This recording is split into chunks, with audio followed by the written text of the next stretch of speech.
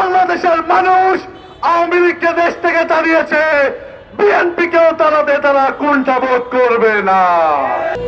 অথচ তারা সংবিধান সংস্কারের বিষয়ে তারা কোনো কথাই বলছে না। তারা বলতে চাচ্ছে সংবিধান সংস্কার হওয়া সম্ভব নয়। তাদের 2 নম্বর 31 দফার মধ্যে দ্বিতীয় দফাটি ছিল দল নিরপেক্ষ তত্ত্বাবধায়ক সরকার ব্যবস্থা। তারা সেদিকে অস্বীকার করতে চাচ্ছে।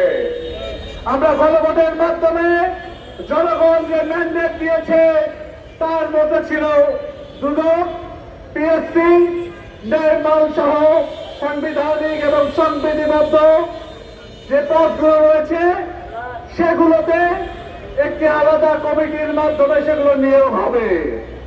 অথচ তারা সেগুলোকে অগ্রাহ্য করে তারা চাচ্ছে প্রধানমন্ত্রীর হাতেই সকল ক্ষমতা ন্যস্ত করতে। জুলাইয়ের আকাঙ্ক্ষা তো এটি বলে না।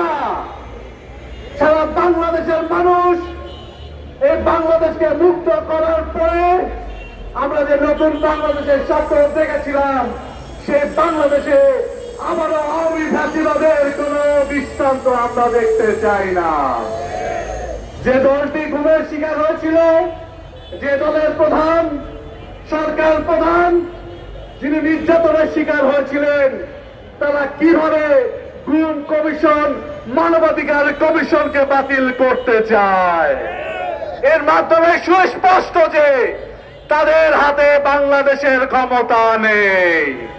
এই ক্ষমতা চলে গেছে বিদেশি তাবেদারদের হাতে।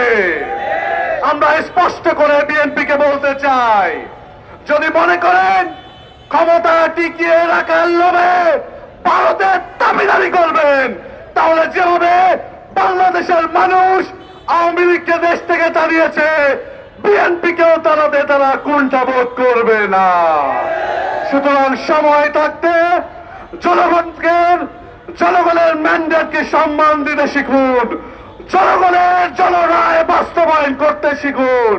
না হলে অতি শীঘ্রই বাংলাদেশের জনগণ আপনাদেরকে দেশ থেকে বিতাড়িত করে দেবে।